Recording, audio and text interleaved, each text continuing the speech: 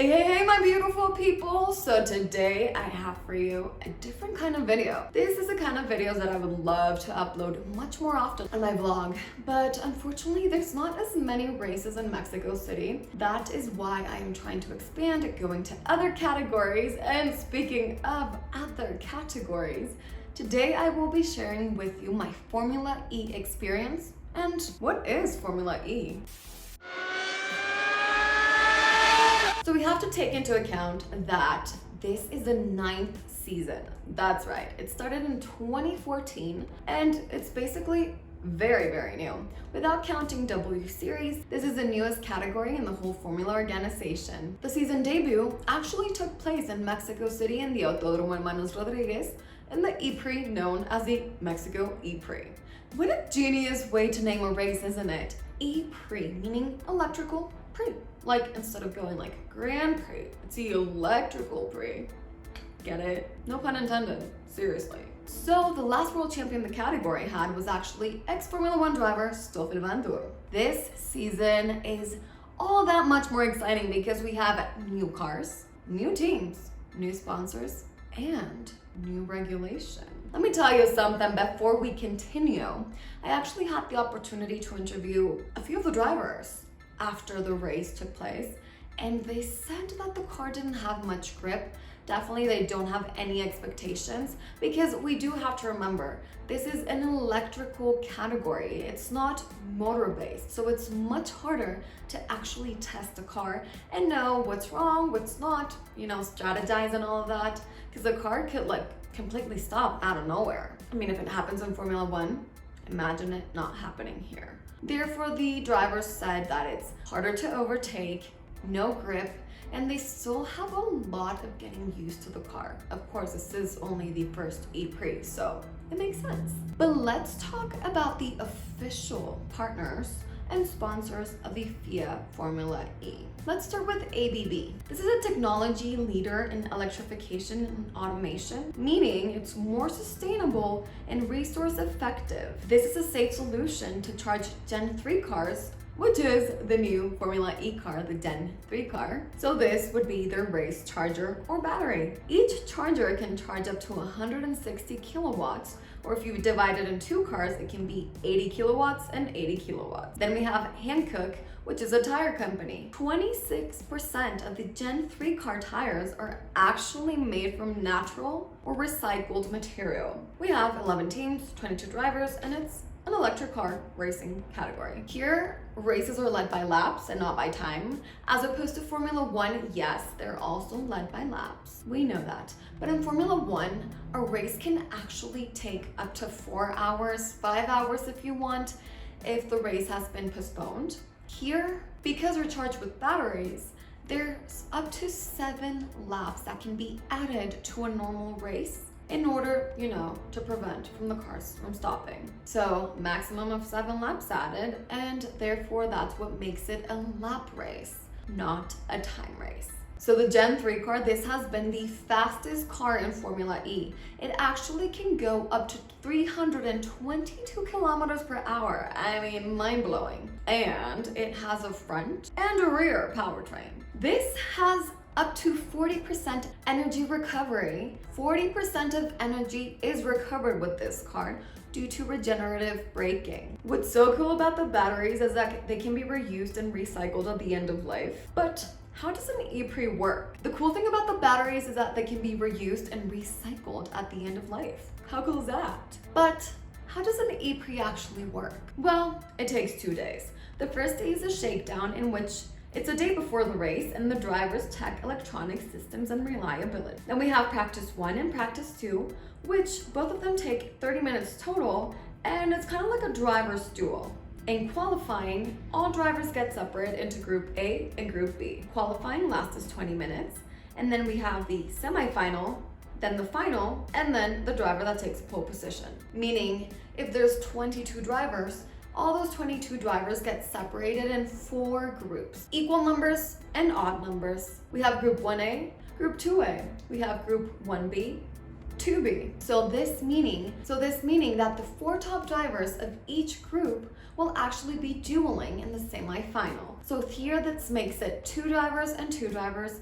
So the driver that ends up on the top then ends up going to the final, and it's the 4 drivers, and then it's the last 2 drivers that ended up in the first position. Those drivers end up competing against each other, and the winner takes pole position, and the second one, well, takes the second place, obviously. So to actually qualify the rest of them, they look at the times. So you can actually notice that the safety car has a number 22 to acknowledge the 22 drivers. How cute is that? I love it. Anyway, so going back to my experience, you guys, I never thought I would be this speechless. Like, I couldn't even think of a word to say it because I am so grateful for this experience. It's been definitely so far up to date, one of the best experiences I've ever had in my life. And I'm so grateful with the FIA and with the Formula E because I'm all about sustainability, recycling, all of that. And just to find a category that really meets and makes a lot of coherence with what I actually believe in. It's just such a special feeling, kind of like a really big connection. Yes, we're all attracted to Formula One, of course, that's why we're here.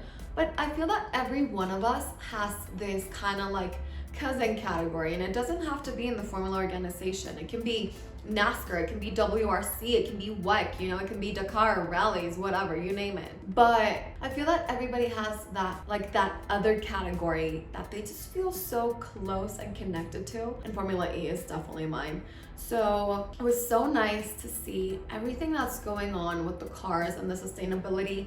The whole event revolves around sustainability, and they give you carton cups. The water is free, so you pour out your own water. That's amazing, to be honest, because it's such a great way to promote health as well. Starting by the fact that a lot of the activities for the public, I mean, they actually have to do with sports. So it's like you're spinning in a spinning bicycle, and I mean, I didn't really play the game, but I believe you do something electric, like you charge something. So it's all very healthy and wellness oriented. I loved that, but now I know you don't care much about the amenities, you care more about the experience, and I know, I'm gonna tell you all. I couldn't go on Friday because I couldn't miss work. I know, so sad. But then on Saturday, intense little me, I was like, no, I'm gonna arrive since 7:30 a.m. So that's what I did. I arrived since 7:30 a.m., which was practice 2. So I saw practice 2. I was from the few people at the circuit. It took me forever to find the media center, but when I finally did, I sat there, I took a hot chocolate, a little cinnamon roll, and then I just waited for friends or friendly faces. So my friends arrived, and by friends, I mean other media, press people, and you know, other content creators. So we started like looking around, going everywhere, and then the moment I had been waiting for came. We went to the pits. So we started looking at the cars and at the teams and how everything was working. And then we had to leave because qualifying was starting. So we went to the media center to watch the qualifications. So after quali, we actually went back to the pits. You know, as media and press, you can go to the pits as many times as you want during the available hours, but there's so many available hours. So we were in pits basically all day long. I know, I'm jealous of myself too. So we went back to the pits, we started looking at more teams, blah, blah, blah, blah, blah. And then one driver came out. It was Dan Tickdom. And I was like, oh, this is cool. And then another driver came out and I was like, wait, what's happening? So I looked at the schedule and it turned out it was actually autograph time for the 600 people that responded first to get the driver's autographs. And so it was 11:11 and I made a wish, and my wish was to meet Stoffel Vandoorne, because when he was in Formula One, he was one of my favorite drivers, and he left Formula One, and he's now one of my favorite drivers in Formula E, and well, you know, he's also the world champion. No big deal. So I went up to him and I was like, oh my gosh, hi. Like, I just had to say hi to him. And so I saw more drivers. I saw Eduardo Mortara, and I saw Jake Hughes, which is in the new team, Neon McLaren team. He actually ended up in 4th place, if I'm not mistaken, at the Mexico E-Prix, which is a really high place for a new team, especially for a new driver. After the race, he was like, this has been the most difficult race of my life. You guys can actually watch the clip in the Formula E Instagram. It was so funny. There was all these drivers and we were just looking at them and they were so close from us. I started getting really starstruck and I was like, dude, I can't even believe I am here. Like, it was just such a surreal moment for me. Anyway, so then we had to leave because, you know, it was almost time for the race. So I watched the race from a special seat, and then the race ended and they took us to the media center in which we could see the press conference with the first 3 places, which was Lucas Di Grassi, Pascal Wehrlein, and Jake Dennis. So we were listening to all of the questions that they were being asked and their answers, and that was so much fun as well, so informative, because they started talking about the new cars as well. And then after that, we went to the special place in which all of the drivers came out and we could interview them. So I interviewed Jake Dennis, Eduardo Mortara, and Antonio Felix Acosta. If you guys want to see it, don't forget to go to my TikTok. I just uploaded the interviews there. They're so much fun and they're really sweet as well. So yeah, then after that, the drivers left, the whole E-Prix was over, but there was a lot of concerts. So a lot of us content creators, we actually stayed to, you know, listen to the music. And it was so much fun, such a surreal experience. I mean, I can't even begin to tell you, because have you ever like felt that you have this amazing surreal experience that you can't even believe? And then people start asking you like, oh my gosh, tell me all about it. And you're like, well, I don't even know what to say. Like, I don't even know what to tell you. I only know how I'm feeling, but I don't know what to tell you about the experience. Well, that's exactly what's happening to me. So I am still on cloud 9 for the experience, especially due to the fact that it was my first accreditation with the FIA. And I'm just so grateful and so happy, and I can't wait for next season and for the rest of all of the events that I will be getting to go this season, which I will of course be sharing with you guys, because those are the types of videos that I would love to be sharing constantly. Experiences, not just information. If you guys liked it, don't forget to visit my Instagram as well. I have some photos there and some other reels. And yeah, basically that's pretty much it. So thank you guys so much for watching. Don't forget to like, comment, and subscribe to my channel for more content just like this. And see you again next week on another episode of A Girl Talks Formula One. Or race, name a race. Name. Okay, anyway, this is going to the bloopers, I think.